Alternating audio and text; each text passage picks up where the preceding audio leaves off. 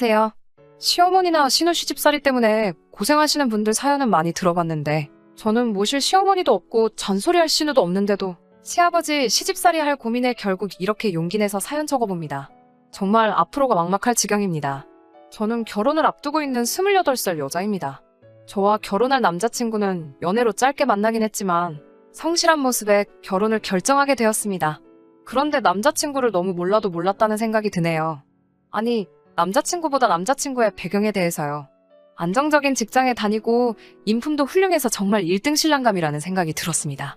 외모도 준수하고 매너도 좋아서 제 친구들에게 남자친구가 저에게 청혼했다는 사실을 알렸을 때 제 친구들 모두가 동시에 저를 부러워할 정도였어요.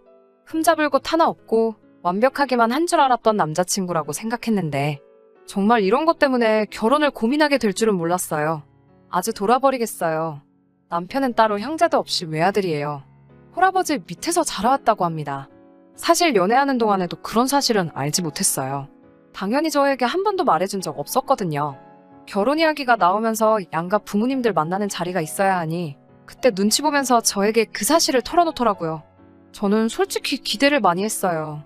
할아버지 몸으로 아들을 이렇게 훌륭하게 키워주셨으니 당연히 아버지도 인품이 좋으시고 존경할 만한 분이라는 생각을 했거든요.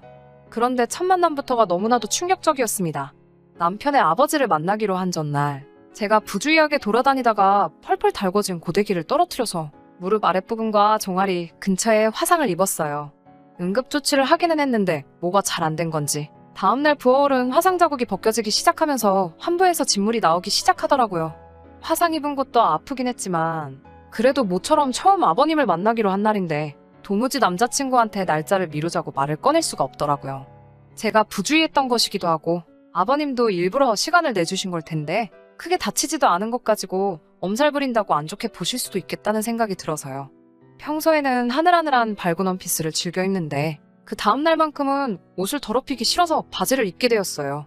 화상 입은 곳은 반창고를 붙여놓기는 했지만 걸을 때마다 바지에 쓸리면 아파서 하는 수 없이 바지단을 접어 올리고 밖으로 나갔습니다. 약속 장소는 유명한 모호텔 뷔페였습니다. 저는 남자친구와 미리 만나서 일찍 도착을 했어요. 시아버지를 기다리고 있는데 오시기로 1시간이 지났는데 오시지 않더라고요. 조금 늦으시는가 보다 생각하고 남자친구와 수다를 떨면서 기다리고 있었는데 약속한 시간보다 30분이 지나서야 시아버지가 도착을 하셨습니다. 제가 약속 시간 같은 거에 칼 같은 면이 있고 개인적으로 시간을 못 맞추는 사람들을 좋게 보는 편은 아니에요. 친구들을 만날 때나 남자친구를 만날 때도 약속 시간을 어기면 화를 많이 내는 편이거든요. 그래도 남자친구 아버님이기도 하고 무슨 사정이 있었겠지 하고 그런 성질은 부리지 않았어요. 남자친구도 그런 제 성질을 알기에 안절부절했었는데 제가 아무 말도 안 하는 걸 보고 슬쩍 고맙다고 하더라고요. 남자친구 아버님은 선이 굵고 강한 인상을 가졌지만 호감이 가는 미남형 얼굴이셨어요. 머리 색깔도 보통은 염색을 하실 텐데 흰머리를 아주 멋지게 넘기셔서 옷도 과하지 않게 세련되게 입으신 게 멋부리는 것도 좋아하시는 것처럼 보였습니다. 흰머리 관리도 잘 하시는 건지 보라색 느낌이 나는 게 아니라 정말 깔끔한 흰머리였어요. 남자친구의 외모가 딱 아버님에게서 왔구나 하는 생각이 들었습니다. 호쾌하게 웃으시며 늦어서 미안하다고 사과를 하시는데 사과하면서 하시는 말씀이 조금 마음에 걸렸어요.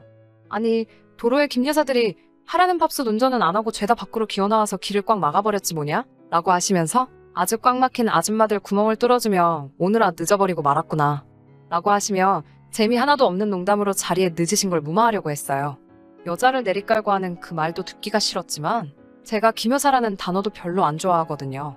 저희 어머니가 김씨인 것도 있고 사실 여자분들 중에서 그렇게 김여사 운운하면서 여성을 비하하는 듯이 말하는 걸 좋아할 사람이 어디 있겠어요? 아무리 제가 결혼을 생각하는 남자의 아버지이지만 도를 지나치신 발언에 기분이 많이 안 좋았어요. 그래도 처음 뵙는 자리이기도 하고 아직 남자친구의 아버님에 대해서 하나도 모르니 그 대사는 마음에 묻어두기로 했습니다.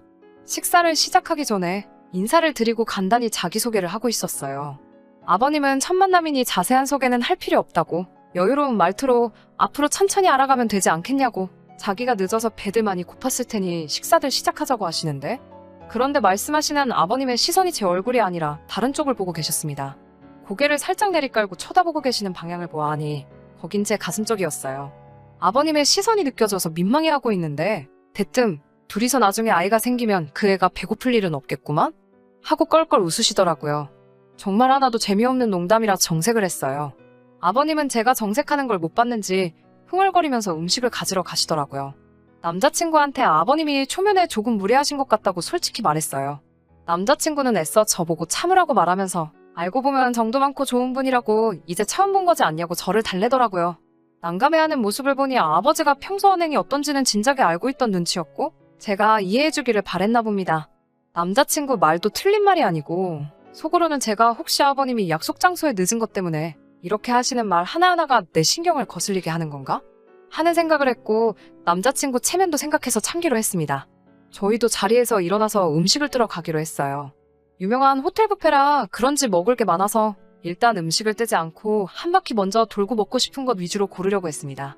남자친구는 저랑 음식 취향이 조금 다른 편이어서 저 때문에 괜히 기다리지 말고 먼저 가서 먹고 싶은 거 가지고 식사를 시작하라고 했어요. 천천히 뷔페 한 바퀴를 돌며 음식 구경을 하고 있는데 아버님이 저한테 슬쩍 다가오시더니 우리 며느리는 남자를 구하나? 라고 물어보시더라고요. 무슨 말인지 몰라서 네? 하고 대답을 했는데 제가 화상 때문에 바지를 한쪽만 걷어올린 걸 보고는 다리 한쪽만 걷어올리고 있으면 남자를 구한다는 뜻인 것도 모르나? 하면서 또 껄껄 웃으며 음식을 들고 자리로 가시더라고요. 자리로 곧바로 가시는 걸 보니 드실 음식은 벌써 다 떠놓으신 상황이었는데 굳이 저한테 그런 더러운 농담 한마디 더 하려고 제가 있는 쪽까지 오셨다는 게 너무 화가 났어요. 그 더러운 농담에 아무 말도 못하는 사실이 화가 났고 수치심까지 느껴졌습니다. 당연히 밥 먹는 자리에서도 분위기가 좋을 수 없었어요. 식사하면서도 제가 제 화를 못 이겨서 말을 한마디도 못하고 있으니 저보고 여자가 애교가 왜 이렇게 없냐고 여자가 그렇게 애교가 없으면 나중 가서 남편한테 버림받는다 라고 말씀하시더라고요. 정말 제가 어디까지 참을 수 있나 테스트를 하려고 하는 건가 하는 생각도 들고 화나는 걸 참을 수가 없으니 그 자리에서 결혼이고 밥상이고 전부 뒤집어버리고 나오고 싶었지만 진짜 남자친구 체면 생각해서 속으로 꾹꾹 눌러가며 참았습니다. 식사 자리가 끝나고 원래는 남자친구와 데이트를 하려고 했는데 다리 다친 것도 아프고 도저히 그럴 기분도 아니어서 집으로 돌아왔어요. 뒤도 안 돌아보고 들어가는데 남자친구가 쫓아오면서 미안하다고 계속 사과하더라고요. 자기 아버지가 저한테 어떤 실수를 한 건지 알고는 있나 봐요. 그날 이후로 남자친구한테 연락 한 번 안 했고 벌써 일주일이 지나갔어요. 남자친구는 제발 전화 좀 받으라며 매일같이 연락을 해오고 저는 받아야 할지 말아야 할지 고민되네요. 아들은 아버지를 닮는다는데 남자친구도 만난 지 얼마 안 된 저에게 본인의 본 모습을 숨기고 있고 사실은 그런 저질농담 같은 걸 거침없이 말하는 그런 사람일까봐 걱정돼요. 진짜 어떻게 해야 하는 건지 제 마음도 모르겠고 정신없기만 하네요.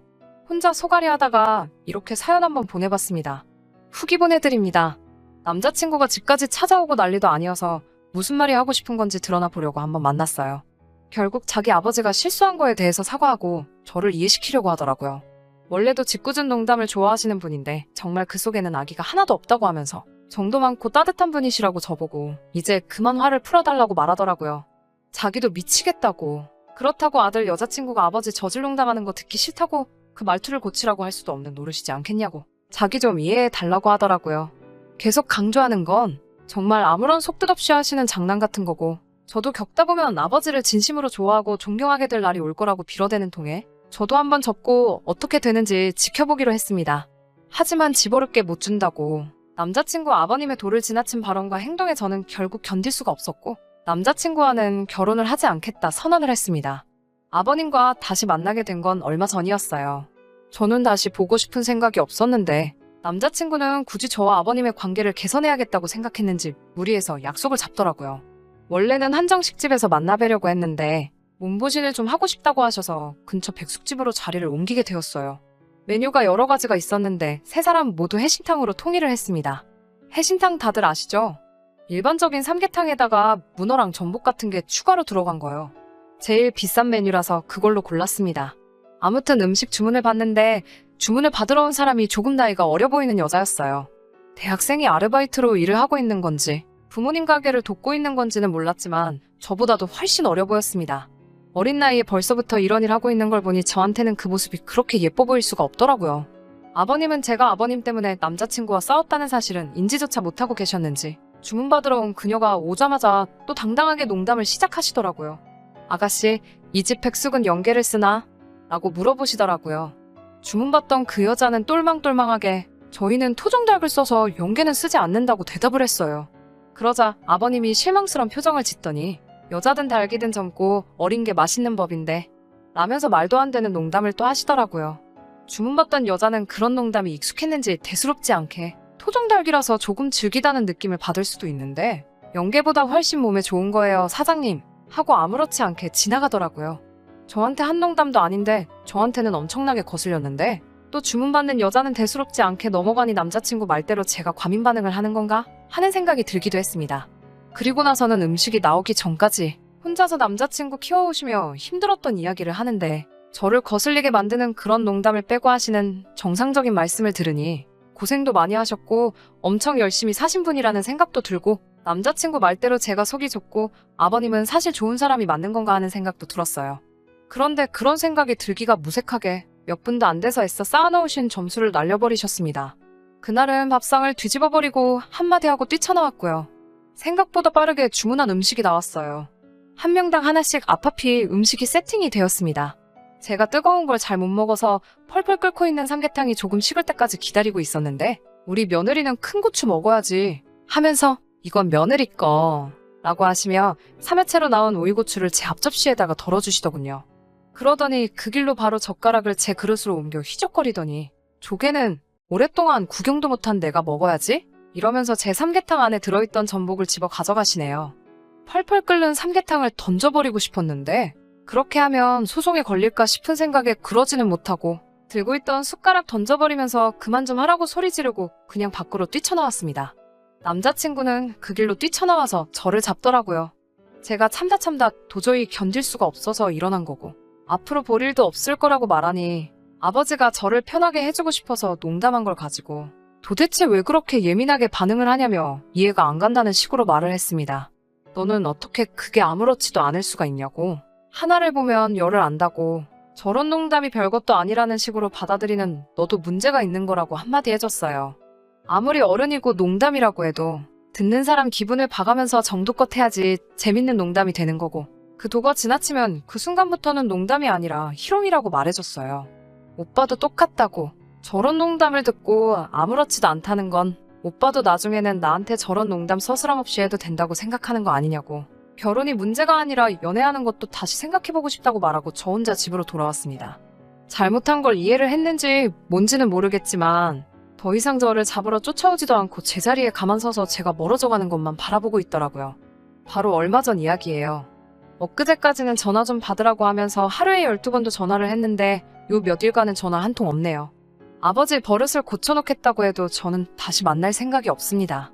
언젠가는 남자친구도 제가 한 말이 무슨 뜻인지 이해할 날이 올 거예요. 개인적인 생각이지만 이런 식으로 결혼할 여자 2-3명 정도 더 놓치고 나서 이해하겠지만요. 사실 싱숭생숭하고 안타깝기도 합니다. 정말 짧은 연애 기간 동안 결혼까지 결심하게 할 정도로 하나도 모자란 점이 없는 사람이었는데 말이에요. 시월드 하지만 이런 일로도 파혼을 하는 사람이 있네요. 그리고 그런 사람이 바로 저라는 것도 참 웃기는 일이에요. 아직도 생각하면 화가 나기도 하면서 한편으로는 안타까울 때도 있습니다. 앞으로 저한테 좋은 일 생기고 더 좋은 사람들과 가족들을 만날 수 있게 다들 응원해주시고 이야기는 여기서 끝내도록 하겠습니다.